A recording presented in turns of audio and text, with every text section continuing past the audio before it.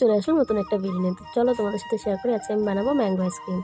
তো আমগুলো অনেকদিন থেকে ঘরে পড়ে আছে আর আমগুলো খাওয়া হচ্ছে না, তাই ভাবলাম কিছু একটা বানাই। তো তখনই ফোনটা ঘাঁটতে ঘাঁটতে চলে আসলো চোখের সামনে ম্যাঙ্গো আইসক্রিম।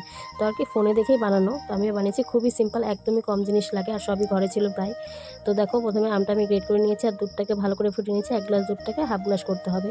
তারপর তার মধ্যে দিয়ে দিলাম কাজু বাদাম কিশমিশ, তো এলাচ দিয়ে ফুটিয়েছিলাম, চিনি দিয়েছিলাম দুধের মধ্যে ফোটানোর সময়। এটা পেস্ট করার সময় তোমরা দিতে পারো দুধ আর এটা একসাথে পেস্ট করে, কিন্তু আমি নর্মালি করেছি, যেহেতু শর্টকাট, একদমই শর্টকাট পদ্ধতিতে।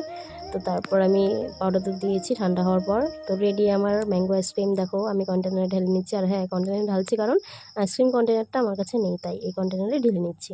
তো ফাইনালি রেডি আমার ম্যাঙ্গো আইসক্রিম। তো কেমন হবে আমি ভাবছিলাম হয়তো বা ভালো হবে কিনা, ফার্স্ট টাইম ট্রাই যদিও, আর ফোনে দেখেই করছি। তো ঠান্ডা হওয়ার পর একটু ঠান্ডা হতে দিয়েছিলাম, তারপর দিয়ে দিলাম ফ্রিজে। ঠান্ডা হওয়ার পর ফ্রিজে রেখে দিয়েছিলাম। তারপর পরের দিন আর কি 7 থেকে 8 ঘন্টা রাখলেই এনাফ। তো তোমরা বানিয়ে দেখে কেমন লাগে। তো ফাইনালি চলো দেখি কেমন হয়েছে আমার আইসক্রিমটা। তো দেখো খুলে নিয়েছি, আইসক্রিমটা সুন্দর হয়েছে যথেষ্ট। আমার বড় আসছে পরে ওকে দেখালাম, তো বলছিল বাহ ভালোই শক্ত, তো এটা খাবো কী করে। তো একটু ঠান্ডা হওয়ার পর, ঠান্ডা হয়ে গেছে, একটু বের করে রাখার পর, যেহেতু ডিপ ফ্রিজে ছিল অনেকটা সময়, তো ফার্স্টে আমি ট্রাই করলাম। ওকে বললাম, বলে কি না তুমি আগে খাও। তো আমি খাইলাম।